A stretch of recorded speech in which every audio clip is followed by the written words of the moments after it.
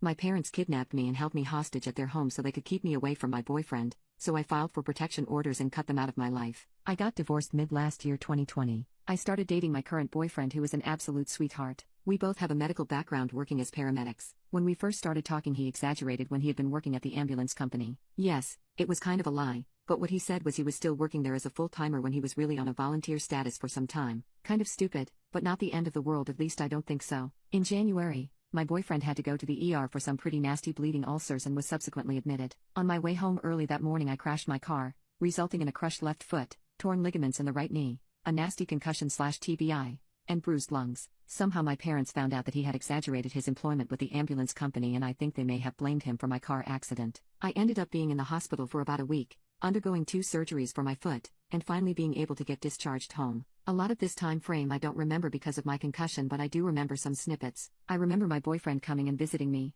helping me bathe, get up to use the restroom, which is incredibly hard with both legs not working, and so on, making sure I was comfortable and everything. My mom would come and visit me a couple of days during this time period and start telling me that my boyfriend was lying to me about a lot of random stupid stuff, and started planting these lies in my head when she knew I was compromised mentally. My boyfriend and his 2 kids had been living with me and my daughter up until this point. I initially wanted to come home to all of them for my healing process, which is still ongoing almost 5 months later. My parents barged into my apartment and kicked him and his 2 daughters out of my apartment, telling my complex that I wanted them out and I had specifically asked them to take care of it. I did no such thing. Since we were in the process of adding my boyfriend and the girls to my lease, this ended up in a near eviction for me and I had to go to my parents to rehab. A whole nother story, but it was hell. My parents had me block my boyfriend, and I didn't get the chance to see him again until nearly 3 weeks after I was released from the hospital, at which point I was able to talk to him and clear up all the lies my parents told me he had fed me. I realized that they had been the ones telling me lies. Now my parents have been assisting my boyfriend's soon-to-be ex-wife. They have been in the process of divorce for over a year,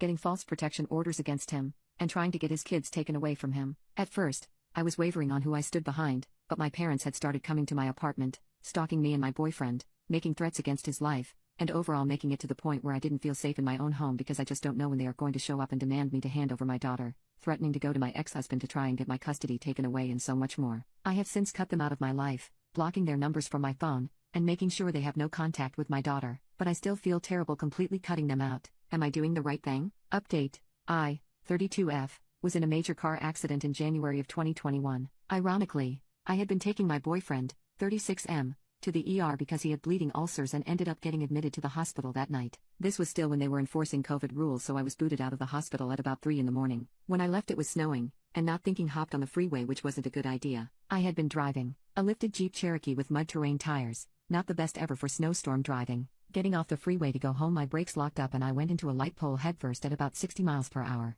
My Jeep did not have airbags. That was dumb. Needless to say, my car was totaled and I had to be extracted from the car by the fire department. This whole time I had been blacking out and losing consciousness, and I still get random flashes of I don't have all my memories from that night or several months after the accident. I got sent to the nearest trauma center, which was the same hospital I had just left. The nurses felt pretty bad about kicking me out. I ended up with a moderate to severe TBI, broken under my left eye, hairline fractures on my skull on the left side, bruising behind my ears, and black eyes. I had also cut open the inside of my mouth, had multiple lacerations all over my face. I broke my driver's side window with my face, broke and bruised some ribs, had hairline fractures in my spine, broke my right wrist, my right knee and my left foot, which required 2 surgeries, and I still need approximately 3 more. Needless to say, I was not doing great. I had recently gotten divorced the previous year and think that my entitled parents decided that my accident was my boyfriend's fault. I had to stay in the hospital for a total of 12 days, in which case the mild family drama exploded into a severe family inferno. As I got closer to being released, all I had wanted to do was go home to my boyfriend and our kids. He had 2 previously and I had 1. My entitled mother decided that wasn't what she wanted. On the phone we sound almost identical. The whole time that I was in the hospital she had been getting on the phone and impersonating me to my apartment complex management, even going as far as calling the cops to get my boyfriend and his 2 kids removed from my apartment. They were not on my lease yet. My mother also forged my signature on hospital paperwork, and made up a story about how my boyfriend was abusive to me and got him banned from seeing me at the hospital, again forging my signature and writing a letter stating I didn't want to see him. This whole time I was still suffering from the effects of my TBI and was delirious from the combination of pain medications and brain fog from my head injury. Mother even had the locks changed on my apartment without my consent. When I finally was released from the hospital, I was in a wheelchair because of my broken foot that had just had 2 plates and 10 screws surgically put in to hold it together, and an ankle to hip brace on my other leg from my knee being broken. I requested to go home to my apartment, but again Mother played it that I couldn't go home because I had a 2nd-story apartment and couldn't take care of myself. So I got sent to stay at my parents' house, against my will, an hour away from home because mother wanted to make sure that I wasn't going to let my boyfriend come back to my apartment. I spent almost a whole miserable month there. Mother refused to take me home even after I got crutches and was able to bear some weight. Initially, they refused to even go get my crutches from town because they didn't want me to have more mobility. Eventually, it got to the point where I had a friend come and pick me up from EM's house so I could go home because they kept refusing to let me go.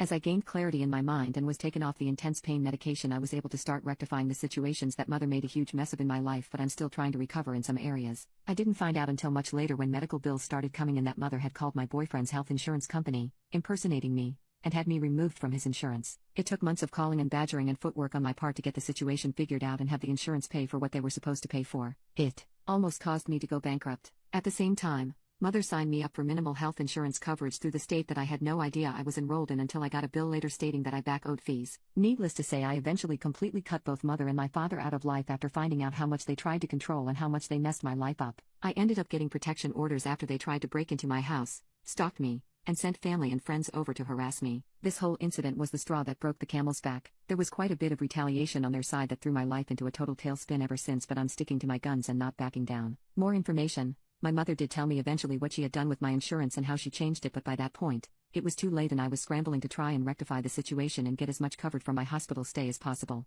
Even doing that, I still owe nearly $50,000 in medical bills. For those who had questions about how I had gotten on his insurance in the first place, when he started the job, he had the insurance from which we had qualified as domestic partners because of how long we had been living together and how long the relationship had lasted. For everyone wondering if we went to the cops, or are filing charges or anything along those lines, it's a very long story, but yes, we are. I have a very good lawyer, who actually represents myself and my boyfriend. It took me a while after I got home to my apartment to get to the point where I cut contact with EM. When I finally got home, I tried to start seeing my boyfriend again, and we started the long process of trying to heal from what happened, since mother had essentially kicked him and his 2 kids out of my apartment in the middle of winter. They really had nowhere else to go. The kids ended up staying with friends for a while and he stayed in his car and rented a hotel room when possible. I wasn't fully aware of what exactly was going on at the time, as mother had my cell phone and access to my phone, and while I was at her home she watched like a hawk to make sure that I wasn't contacting him. If I did, I got berated, screamed at, and at one point did not have access to my phone, which was all very confusing because I was on very heavy-duty pain medication, as well as having the confusion from the TBI. After I had made it back to my apartment and started to have more contact with my boyfriend, my mother escalated, staying at my apartment even though I told her I was fine, showing up randomly, and eventually getting so angry that I refused to cut contact with my boyfriend that she threatened to unalive him. That was when I grew a slight backbone and decided that it just wasn't going to get better. At that point, I filed for protection as well as my boyfriend, who copied my paperwork. When the first protection orders got dropped because we didn't have enough evidence, she had gotten a lawyer at this point, but we did not because we couldn't pay for a retainer, and this was before I had gotten smart enough to install cameras and a call recorder on my phone. My mother went to the city's prosecutor's office and told them that she wanted to press charges of perjury against my boyfriend. This is where the friendship with the prosecutor started, and it was very hard for us to get anything to stick because mother was getting in with our local PD and the prosecutor. Yes, they ended up going after my boyfriend and not me. Yes, that is selective prosecution. Yes, it is very illegal. At this same time, my mother and father are retired and have nothing better to do with themselves. They had been in contact with my boyfriend's ex-wife, and at the same time we were getting beaten down with a perjury case. They also helped my boyfriend's ex-wife start a custody battle for his children. They had been